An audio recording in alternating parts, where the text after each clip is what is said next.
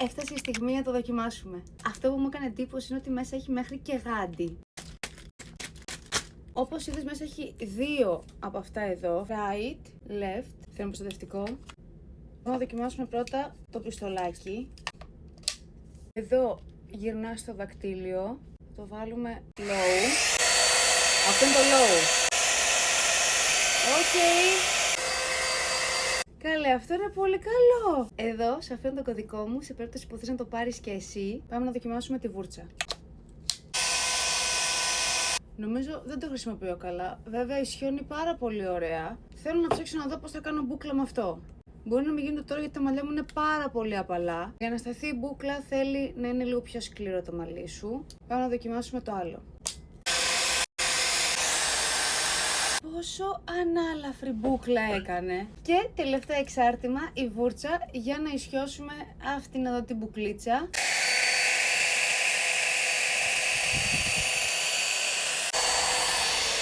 Θέλει σίγουρα 3 περάσματα περίπου για να την ισιώσει, αλλά θα το δοκιμάσω σε όλο το μαλλί για να δω αν θα πάρει και το φριζάρισμα.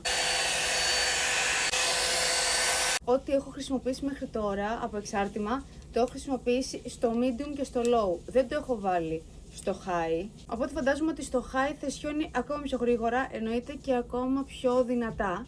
Θέλεις όντως το γάντι, γιατί μετά από λίγη ώρα είναι πάρα πολύ ζεστό. Αν την έχεις δοκιμάσει, γράψε μου στα σχόλια ή αν κάτι έκανα λάθος. Πάντως να σου πω ότι αυτή εδώ η βούρτσα είναι πάρα πολύ ωραία και χτενίζει φανταστικά τα μαλλιά. Αυτά εδώ θέλω να μάθω λίγο να χρησιμοποιώ. Και αυτή εδώ η βούρτσα κλασική είναι πάρα πολύ ωραία. Είναι η κλασική βούρτσα που χρησιμοποιούμε για να κάνουμε πιστολάκι.